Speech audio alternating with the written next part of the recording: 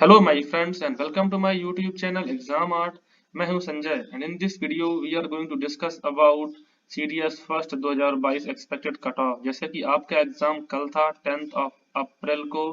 अब आप एग्जाम को दे करके घर आ चुके होंगे और आपने अपने मार्क्स को कैलकुलेट कर लिया होगा एंड आई होप कि आपका exam as per your expectations गया हो और आपने काफी अच्छा स्कोर किया हो। बट ऐसे बहुत से कैंडिडेट होंगे जिसका exam as per their expectations नहीं हुआ होगा, इतना अच्छा एग्जाम नहीं हुआ होगा despite they have worked really very hard.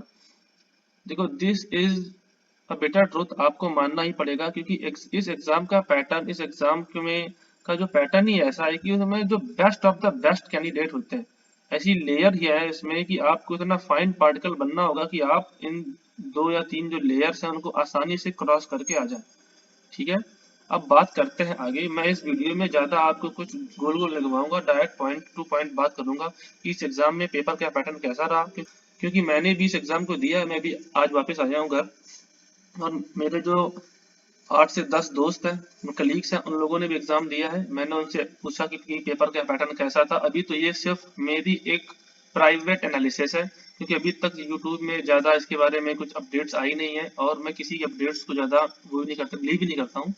लेकिन हाँ, अभी तक इस एग्जाम के पैटर्न और इस एग्जाम के बारे में ज्यादा डेप्थ एनालिसिस मैं आपको नहीं दे पाऊंगा क्योंकि अभी मेरे पास इतना डाटा नहीं है। बस मैं आपको जनरल ओवरव्यू, क्योंकि मैंने इस एग्जाम को, ये मेरा 5th अटेम्प्ट है इस एग्जाम में, मैंने 4 बार एग्जाम को क्वालिफाई इसके पहले किया हुआ है। तो मैं आपको इस एग्जाम के बारे में थोड़ा, मुझे एक्सपीरियंस है, 2 साल हो गए मेरे इस एग्जाम में कंप्लीट करते हुए, मतलब इस एग्जाम को देते हुए। तो मैं आपको इतना तो बता सकता हूँ कि इस एग्जाम में पेपर का पैटर्न कैसा रहा और एक्सपेक्टेड जो कट ऑफ है किस साइड में रहने वाली है। क्योंकि अब चलते हैं आगे। देखिए, this is the time to assess yourself. अगर आपका एग्जाम अच्छा हुआ है तो आपको कोई चिंता की बात नहीं है। अब आप अपनी एसएसबी के लिए और आगे जो आपके एग्जाम्स हैं उनके लिए आप प्रिपरेशन स्टार्ट कर दें। लेकिन जिसका एग्जाम अच्छा नहीं हुआ है उसको आप लोग 4 से 5 दिन का टाइम लें। डिप्रेशन में जाना है जाए, टेंशन लेनी है ले, क्योंकि जो बंदा मेहनत करता है जिस एग्जाम को पास करने के लिए, अगर उसका एग्जाम अच्छा नहीं होता है तो this is obvious, it is totally natural कि वो सैड होगा ही होगा। अब मैं आपको you can do it, come on, ऐसे कैसे ये बोल के ये सब ये जुमलेबाजी में आपसे नहीं कर सकता। ठीक है, और जैसे कि आपका सीडीएस का एग्जाम अगर अच्छा नहीं हुआ है तो नेक्स्ट एग्जाम है सीएपीएफ एसी का भी फॉर्म आने वाला है। आप उसका फॉर्म डाल दीजिए और स्टेट की पीसीएस के एग्जाम का फॉर्म डाल दीजिए और आपका नेक्स्ट सीडीएस भी है। काफी अपॉर्चुनिटीज होती है कि किसी कैंडिडेट के पास, आप इन सब एग्जाम की अच्छे से प्रिपरेशन स्टार्ट कर सकते हैं। एंड एट द एंड आपको समझना पड़ेगा कि परफॉर्म और पेरिस, these are the 2 golden word. अब आते हैं पेपर के पैटर्न का।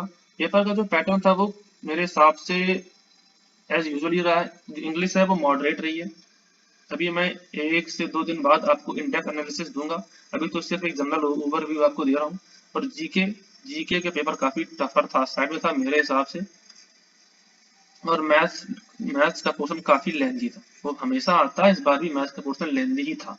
ठीक है, और उसको सॉल्व करने में बहुत टाइम लग रहा था। ऐसे काफी और बहुत अच्छे अच्छे जो कैंडिडेट्स हैं वो भी इसको इतनी आसानी से पेपर को सॉल्व नहीं कर पा रहे थे। इंग्लिश मॉडरेट थी, हाँ जीके थोड़ी सी टफर साइड में रही है। ठीक है, अब आते हैं एग्जाम के कट ऑफ के बारे में।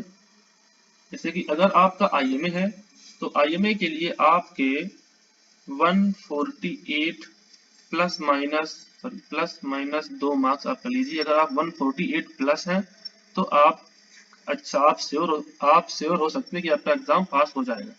145 146 मैं श्योर नहीं मानूंगा, ये आप लोग उसमें बफर जोन में आपका हो भी सकता है, नहीं भी हो सकता है।